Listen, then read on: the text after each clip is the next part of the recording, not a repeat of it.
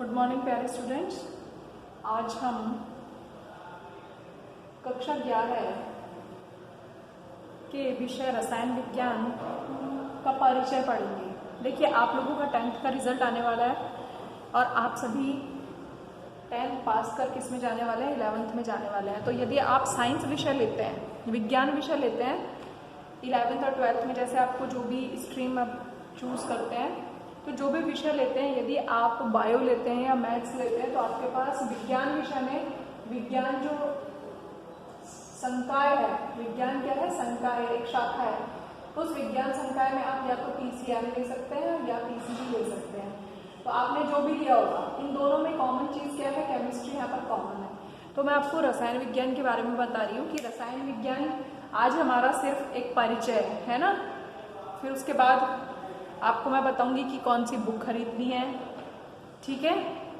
तो देखिए, सबसे पहले जब हम रसायन विज्ञान को पढ़ते हैं तो 11th और 12th में, थोड़ा बहुत तो आप 10वीं में पढ़कर आए हैं, अब अभी 11वीं और 12वीं में जब आप रसायन विज्ञान के बारे में पढ़ेंगे तो कुछ चीजें तो आपको पता है कि रसायन विज्ञान में हम किस चीज के बारे में पढ़ते हैं, परमाणु के बारे में पढ़ते हैं, ठीक है, अणु के बारे में पढ़ते हैं, तत्वों के बारे में पढ़ते हैं, क्योंकि 10वीं में हमने काफी कुछ चीजें पढ़ी है, ठीक है। आवर्त सारणी के बारे में पढ़ते हैं।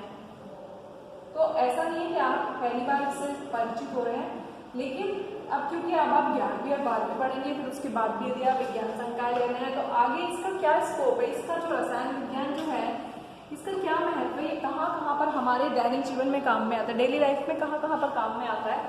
तो पहले सबसे पहले हम इसकी एप्लीकेशंस को पढ़ेंगे, इसके यूजेस को पढ़ेंगे कि इसको हम कहाँ कहाँ पर। देखिए, आज के टाइम में आप स्कूल नहीं आ पा रहे हैं, आपकी क्लास लगी है, ठीक है। तो अभी कौन सी महामारी फैली हुई है, अभी फैली हुई है कोरोना। तो अब आप देखो, यदि कोई भी बीमारी होती है ना, चाहे बुखार हो, पेट दर्द हो, दांत दर्द हो, खांसी, जुकाम, कुछ भी बीमारी हो, तो बीमारी के लिए आप डॉक्टर के पास जाते हैं, तो डॉक्टर आपको क्या देता है, दवा देता है। तो जो मेडिसिन होती है, जो दवाएं होती हैं, दवाएं का मतलब जो औषधियां होती हैं, वीकेंड से औषधियां होती हैं, ठीक है। औषधियां बहुत प्रकार की होती हैं, तो ज्यादातर औषधियां हैं, जो मेडिसिन हैं, वो किससे मिलकर बनी होती हैं, इन तत्वों से मिलकर बनी होती है। वो रसायन विज्ञान का ही एक पार्ट है। मैं आपको ये बताना चाह रही हूँ कि रसायन विज्ञान कहाँ कहाँ का पर काम में आता है। तो जितनी भी दवाएं, औषधियां, यानी जो मेडिसिन हैं वीकेंड से, वो सारी की सारी किससे मिलकर बनी है, रसायन से मिलकर बनी है, ठीक है। दूसरी चीज है, अब आप देखिए, आज के टाइम में कुछ और कहाँ पर काम में आता है आपका रसायन विज्ञान। अब आप फसलें उगाते हैं, अच्छी खेती हो, अच्छी खेती के लिए आप क्या काम में लेते हैं, दो चीजें होती हैं, एक तो होते हैं उर्वरक, ठीक है, और एक होते हैं जीवाणुनाशक या कीटनाशक। सबने पढ़ा हुआ है, ये मैं सिर्फ आपको एक जनरल परिचय के बारे में बता रही हूँ। देखो, उर्वरक क्या होते हैं, उर्वरक को तो हम कहते हैं खाद जो होती है, जो पेड़ पौधों में डलती है जिससे कि फसल अच्छी हो।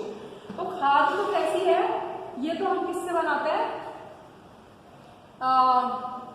जो सब्जी के छिलके आदि, ये तो प्राकृतिक होती है, ठीक है, ये तो प्राकृतिक होती है, प्राकृतिक। लेकिन आप जब फसल को उगा रहे हैं, तो उस फसल पर क्या होता है, बहुत प्रकार के जीवाणु, बहुत प्रकार के माइक्रोस्कोप्स, बैक्टीरिया आदि लग जाते हैं, जिसके कारण फसलें खराब हो जाती हैं। बहुत सारे कीट होते हैं, जैसे टिड्डे एक्सेट्रा, इनके कारण फसलें खराब हो जाती हैं।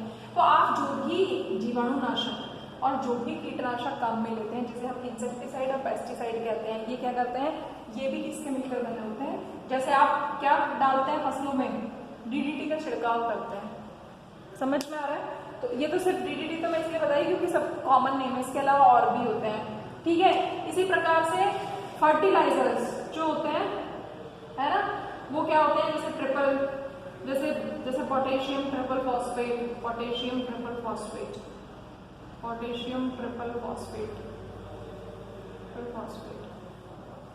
तो जीवाणुनाशक, कीटनाशक के रूप में भी हम इसको काम में लेते हैं। इसके अलावा आप कहाँ पर यूज करते हैं, विभिन्न उर्वरकों में यूज करते हैं। खाद है वो तो प्राकृतिक है, लेकिन जो कृत्रिम रूप से बनाए जाते हैं, जो कृत्रिम रूप से क्या होते हैं, रसायन ही होते हैं। ठीक है, फिर तीसरा क्या यूज हो सकता है, तीसरा यूज देखो, आप नहाने में क्या काम में लेते हैं, साबुन काम में लेते हैं, सोप। ठीक है, कपड़े धोने में क्या काम में लेते हैं, डिटर्जेंट। ठीक है, डिटर्जेंट। ठीक, इसी तरीके से आप टीथ को क्या करते हैं, क्लीन करते हैं, किससे, पेस्ट से। ये सब सारी चीजें क्या है, दैनिक जीवन में, डेली लाइफ में काम में आने वाली चीजें हैं। ये सब के सब क्या है, रसायन है। ठीक, यहाँ तक समझ में आ रहा है। ठीक, इसी तरीके से आप देखते हैं उद्योगों में। अब उद्योगों में बहुत सारी जगह, जैसे अब आप चौथी चीज क्या हो सकती है, जैसे होते हैं बहुलक। बहुलक क्या होते हैं, बहुलक भी रसायन ही होता है, रसायन विज्ञान का ही पार्ट है। जैसे आप जिस कुर्सी पर बैठते हैं, जैसे मैं इस मार्कर से लिख रही हूँ, तो किसका बना है, प्लास्टिक का। ये किसका बना है, प्लास्टिक का। ठीक है, ये जो बोर्ड बना हुआ है किसका बना हुआ है, ये एक विशेष प्रकार के बहुलक होते हैं, जैसे पॉलीथीन, पॉलीविनाइल क्लोराइड, बेकेलाइट। ये सारे शब्द हिंदी और इंग्लिश दोनों में सेम ही है, पॉलीथीन जिसको हम कहते हैं।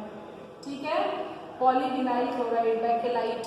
ठीक है, ये सबके सब। और बहुलकों में क्या आता है, जो आप कपड़ा पहनते हैं, जैसे रेयॉन, टेरिलीन आदि। ये सब क्या है, मतलब ऐसा नहीं है कि जो आप तत्व पढ़ेंगे रसायन विज्ञान में, आप जो भी तत्व पढ़ रहे हैं, ये सब उन तत्वों से मिलकर बने होते हैं। ठीक, इसी तरीके से आप देखिए क्या करते हैं, पानी पीते हैं। पानी क्या है, प्रकृति में पाया जाने वाला पानी क्या है, पानी जो है उसका फॉर्मूला है H2O। H क्या है, एक तत्व है, ऑक्सीजन क्या है, एक तत्व है। तो हाइड्रोजन और ऑक्सीजन 2:1, 2 और 1 के अनुपात में है। ठीक है, ठीक इसी प्रकार से जो हवा है, हवा क्या है, विभिन्न प्रकार की गैसों का मिश्रण है, जिसमें कौन कौन सी गैसें हैं, O2, N2, CO2 और बहुत सारी गैसें हैं। तो ये सब क्या है, ये तत्व ही तो है, वो रसायन विज्ञान जो है वो जुड़ा हुआ है। ठीक है, तो इसके लिए तो ये सारी चीजें आप जो भी पढ़ते हैं। ठीक, इसी तरीके से आप देखते हैं कि कुछ एरिया में बरसात हो रही है, कुछ में नहीं हो रही है। ठीक है, तो आप लोगों ने सुना होगा कि जो ओजोन परत है उसका अवक्षय हो रहा है, जिसके कारण वातावरण का तापक्रम जो है वो बढ़ता चला जा रहा है, जिसको हम क्या कहते हैं, ग्लोबल वार्मिंग कहते हैं। ठीक है, समझ में आ रहा है, तो जो ग्लोबल वार्मिंग है, ठीक है, तो उसके लिए कौन रेस्पॉन्सिबल है, CFC, आपने नाम सुना होगा, यानी पर्यावरण जो है या पृथ्वी के तापमान को असंतुलित करने में कौन सा जो रसायन है वो काम में आ रहा है, क्लोरोफ्लोरोकार्बन। ठीक है, इसी प्रकार से पर्यावरण को हम जब प्रदूषित करते हैं, तो प्रदूषित करने पर बहुत सारी गैसें निकलती हैं, CO2, SO2, आप कार्बन जलाते हो, तो ये सारी की सारी गैसें, ये सब।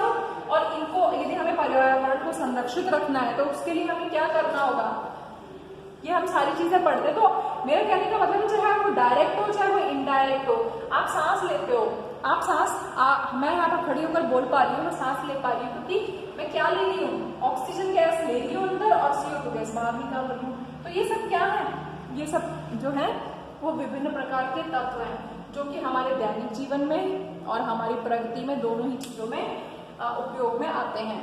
तो हम ये तो मैंने सिर्फ आपको एक मोटे तौर पर रसायन विज्ञान बताया। जैसे आप जो पानी पीते हैं उसको साफ करने के लिए क्या डालते हैं, उसमें लाल दवा डालते हैं, टिंचर डालते हैं, फिटकरी डालते हैं, ये सब क्या है, रसायन ही है। ठीक है, तो रसायन विज्ञान जो है वो हमारे जीवन का एक अभिन्न अंग है। अब आपको क्या करना है, आपको रसायन विज्ञान की किताब लेनी है। देखिए, अब NCERT और RBSC दोनों में सेम है, कोर्स सेम है। ये रसायन विज्ञान की किताब है, कक्षा 11 के लिए पाठ्य पुस्तक। ठीक है, तो आप इसको ले लें, या फिर आप RBSC की कोई भी बुक लेना चाह रहे हैं, SP पब्लिकेशन की लेना चाह रहे हैं, तो वो ले लें। दोनों का कोर्स जो है वो सेम है। तो आई थिंक आप बुक को लेंगे, फिर हम धीरे धीरे पढ़ना शुरू करेंगे, तो ये चीजें आपको समझ में आई होंगी। ठीक है, थैंक यू।